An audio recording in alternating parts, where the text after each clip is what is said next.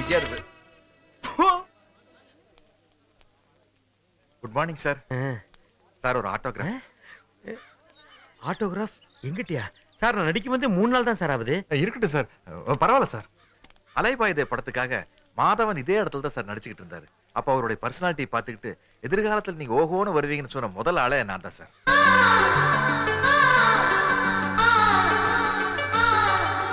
Sorry sir. உட்காருங்க உட்காருங்க.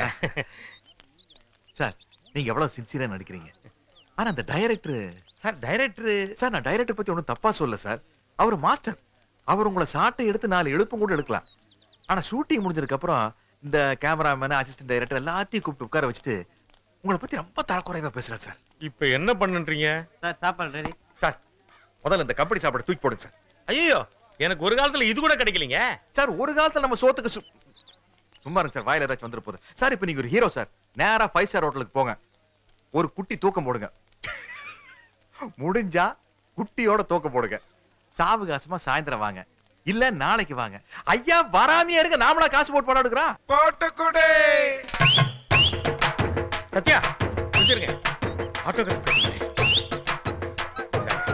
நீங்க சொல்றது 100க்கு 100 கரெக்ட். அறிமுகப்படுத்துற ஒரே காரணத்துக்காக நம்மள அடிமை மாதிரி யூஸ் பண்ண கூடாது. சுவர் இருந்தா தான் சித்திரம் எழுத முடியும், கவர் இருந்தா தான் போஸ்ட் பண்ண முடியும். Correct sir. இந்த படம் இல்லாட்டி சந்த படம், இந்த படம் இல்லாட்டி வேற படம். நீங்க கிளம்புங்க சார். அந்த குள்ளங்கிட்ட சொல்லிடுங்க சார். வணக்கம் சார். ஒரு ஆட்டோகிராஃப். என் படம் எல்லாம் பாத்திருக்கியா சார்? படம்னா உங்க படம் மட்டும் தான் சார் பாப்பேன். இப்ப நீங்க சமீபத்துல டைரக்ட் பண்ணி ஒரு படம் ரிலீஸ் ஆச்சுல சார், அப்படிங்கிற படம். அது என்ன சார் கலெக்ஷன்ல பிச்சுக்கிட்டு போகுது சார்? அடச்சி, அப்படின்னு ஒரு படம் டைரக்ட் பண்ணனே, அதுல இன்ட்ரோடியூஸ் ஆனவதா அந்த இச்சி தான். இன்னைக்கு அவதான் நம்பர் 1 ஹீரோயின். எனக்கே கால் ஷீட் பிச்சு பிச்சு தரானா பாத்துக்க சார். தப்பு உங்க மேலதான் சார்.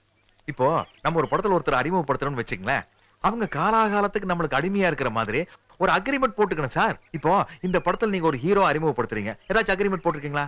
ஏன் ஹீரோவை பத்தி என்கிட்ட தப்பா பேசுறியா? யார் யா நீ? நான் ஒரு துணை நடிகர். தின்னுட்டியா? இல்ல, இனிமேதான். கூட்டத்துல போய் நில்லு போ. மன்னிச்சுங்க சார். சார் நீங்க போடாடேன்னு ஒரு படம் டைரக்ட் பண்ணீங்களா சார்?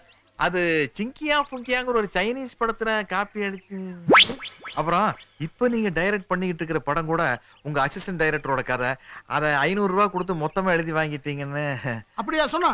வேற என்ன சொன்னா? பெருசா ஒண்ணு தப்பா சொல்ல சார். அந்த அந்த பண்ணாடைக்கு டைரக்ஷன் பத்தி ஒரு புண்ணாக்கும் தெரியாது, எல்லாம் அந்த கேமராமேன் தான் பாத்துக்கிறாரு அப்படின்னு சொன்னார் சார். டேய், எங்கடா அவன்? எங்கடா? யோ, ஏன் இப்படி கத்துற? எனக்கு இந்த படம் வேண்டாம் சார். வேண்டாம் சார். டைரக்டர், ஏன் இவ்வளவு டென்ஷன் ஆவற? ரோட்ல குப்பை பொறுக்கிட்டு இருந்த பையனை மேக்கப் போட்டு ஹீரோ ஆக்கணும் பாருங்க.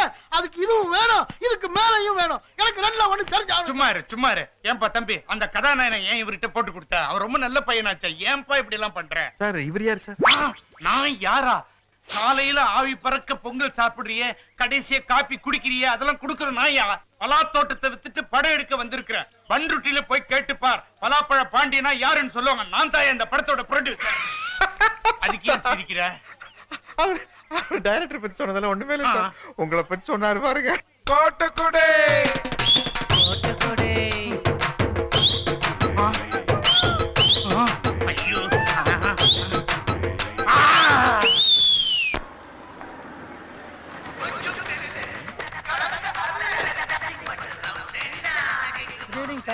ஐயோ. என்ன உள்ள ஷூட்டிங் நடந்துட்டு இருக்குது? நான் இல்லாத ஷாட்ஸ் ஏதாவது எடுக்கிறாரா டைரக்டர்? நீங்க இல்லாம படமே எடுக்கலாங்க. படமே எடுக்கிறாங்களா? யோ, நான் தான் இந்த படத்துக்கு ஹீரோ. அதெல்லாம் காலையில சார், இப்ப கதையே மாறி போச்சு. என்னையா சொல்ற நீ? ஹீரோவே மாத்திட்டாங்க.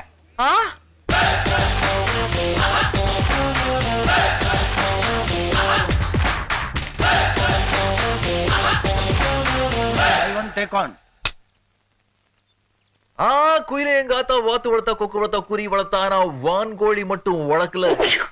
இந்த பரட்டையத்தான வளர்த்தா. இது எப்படி இருக்கா? சிகரெட்டை தூக்கி போட்டு ஸ்டைலா பிடிச்சிட்டா சூப்பர் ஸ்டார் ஆயிட முடியுமா? 1000 ஸ்டார் வந்தாலும் அவர் தான் சூப்பர் ஸ்டார். வேற மாதிரி பேசியா? குயிலே, இது ஒரு கருப்பு சரித்திரம். எங்க ஆத்தா வாத்து வளர்த்துரு, குறியை வளர்த்துரு, கொக்கு வளர்த்துரு, ஆனா வான்கோழி மட்டும் வளர்க்கல. ஏன் தெரியுமா? நான் ஒரு தனி மனுஷன் இல்ல, இந்த தலைக்கு பின்னாடி ஒரு பெரிய கூட்டமே இருக்குது. அது அப்ப சூப்பர் ஸ்டார் இப்ப அல்டிமேட் ஸ்டாரா? நீ ஒரு ஸ்டாரையும் விட மாட்டியா? வேற எதையாவது புதுசா ட்ரை பண்ணியா? டேக் 3. குயிலு, எங்க அத்தா இந்திய எல்லையில இருக்கும்போது வாத்து வளர்த்தாங்க, கொக்கு வளர்த்தாங்க, குருவி வளர்த்தாங்க. ஆனா வான்கோழி மட்டும் வளர்க்கல. ஏன் தெரியுமா?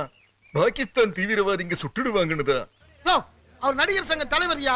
உனக்கு நடிகர் சங்கத்துல மெம்பர் ஆகணுங்கிற எண்ணமே இல்லையா? நீ மெம்பர் ஆனாதான் அடுத்த படத்துல நடிக்கவே முடியும். இந்த பாரு, நீ யாருடைய ஸ்டைலையும் ஃபாலோ பண்ணாம உனக்குன்னு ஒரு ஸ்டைலை உருவாக்கினா தான் இந்த சினிமா உலகத்துல 25-30 வருஷத்துக்கு மேல நிக்க முடியும். புரியுதா?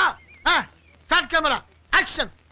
என்னம்மா கண்ணு குயிலு குயிலு குயிலு, எங்க ஆத்தா வயசான காலத்துல பொட்டுன்னு மண்டையை போடுறத விட்டு போட்டு சாகிறதுக்கு முன்னாடி வாத்த வளர்த்தா, குருவி வளர்த்தா, கொக்க வளர்த்தா.